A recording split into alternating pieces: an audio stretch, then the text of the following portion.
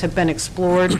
They're being recommended, but I think we ought to know what we're deciding and the impacts to the budget. We will do what the majority board wishes. My personal opinion is, no matter what the information comes in, I fully support these projects as the top priority, so I'm willing. Just a point of order. Yeah, which Supervisor Brown. Point of order. I think here we've had two supervisors express their concern about bringing it back. Well, let's have a motion for continuance, then that'd be fine. And I would support that and get them back. But I would ask also that the nuanced part of it be clarified so that we don't spend an awful lot of time going through this. If we can get it out there, explain it, make it clear to the public what's going on here. But I wouldn't want to spend more than another 10 minutes on it. So do we have a motion? Requires a little homework here. So what I'm looking for is a motion to continuance, then. Continue to this afternoon. Yeah, we don't think we need Till a this motion. afternoon? Yeah, I think we just give direction. Okay. That's all. Okay. Well, I do have one question. Is there not an advisory group that advises, goes over all the minutia on this? Not on this. It's not the RAC? No. No, okay. RAC is different. I thought it was referenced in the agenda summary. Are we going to be able to have, Jennifer is in jury duty, are we going to be able to have a report back this afternoon?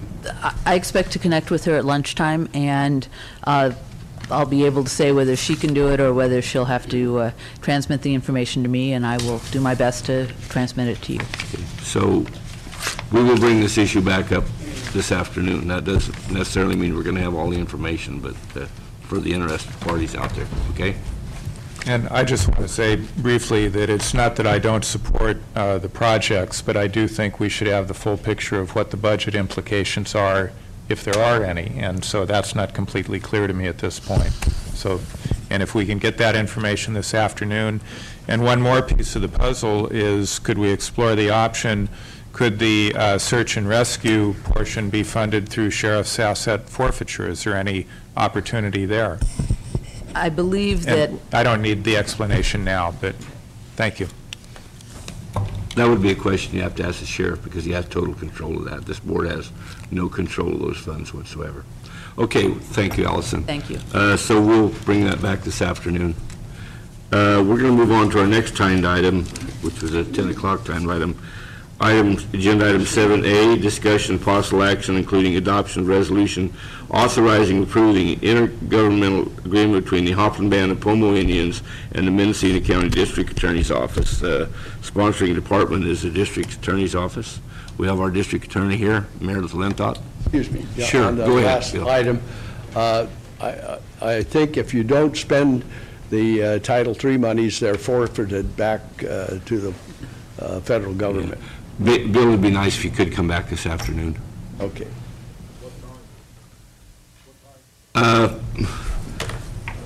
We'll try to deal with that right after. We don't have a timed item at 1:30. Yes, we do. No. At 1:30? After about around 2 o'clock? Meredith? Good morning, Meredith Lintott, District Attorney of Mendocino County. The resolution that you have before you is historic, and it's something that we're very proud and we've worked very hard on to bring to you. We will be making an agreement and have made an agreement with the Hopland Band of Pomo Indians that they may work directly with the DA's office insofar as submitting their reports for prosecution. This is a big change from in the past, and it is important so far as our relations with the Native Americans in our county. It's important to streamline the process.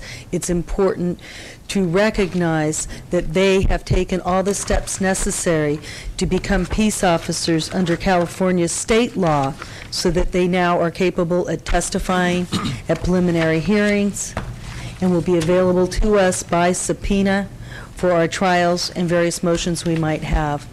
I've worked most closely, I would say, with Martin, the chief of the Hopland Band of Pomo Indians, and at this point I want to turn the discussion over to him so that he can introduce other members that have been key in making this very important event and agreement occur. Last name McCarthy. Good morning, Board. I am Martin McCarthy. I'm the police chief of the Hopland Band of Pomo Indians.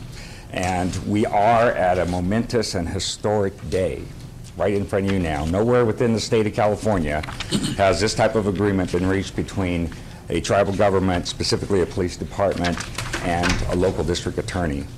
Probably within the whole history of the United States, no such agreement has been reached, but Hoplin's used to being first. We have been first in the country with many items, which we can talk about at a later date. I have to applaud Meredith for her courageousness and her farsightedness in this agreement. For certainly she is helping to lead the way and to have a much better working agreement and a law enforcement agreement with Native Americans. The conditions are right and the times are right now for this agreement. Let me explain that further. The Bureau of Justice Statistics, a federal organization, tells us that lawlessness or crime rates per capita in Indian country is 2 to 3 times the rate of that elsewhere.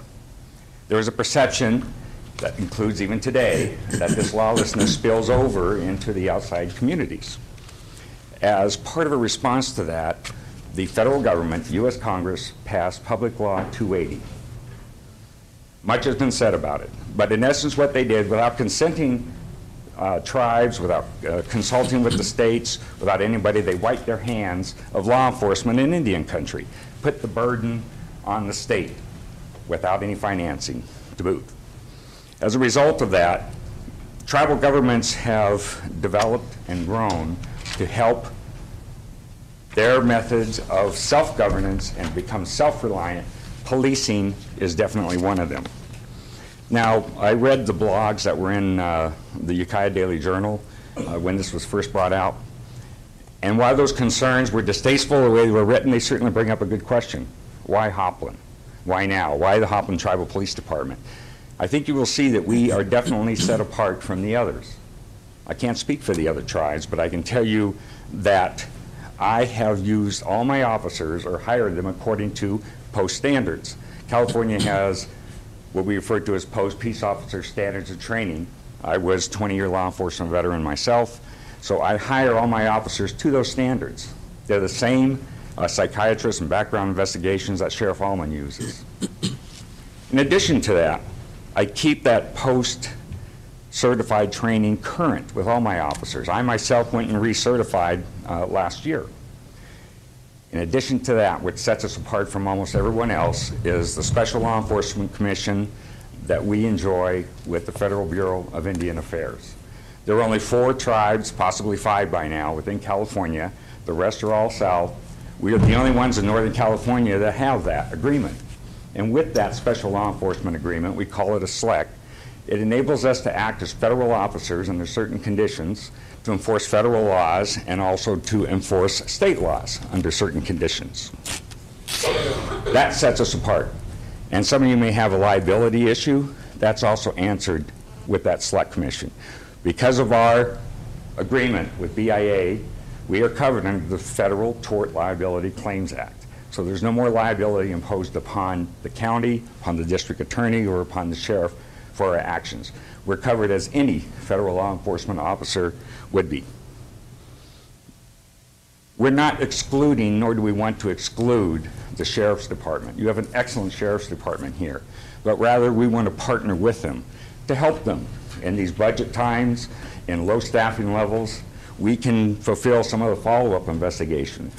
We had a homicide recently that the sheriff's department, we did not want to interfere, and the sheriff's department came in and led the investigation. We were able to assist them with obtaining other witness statements, and in fact had the suspect turn themselves into us.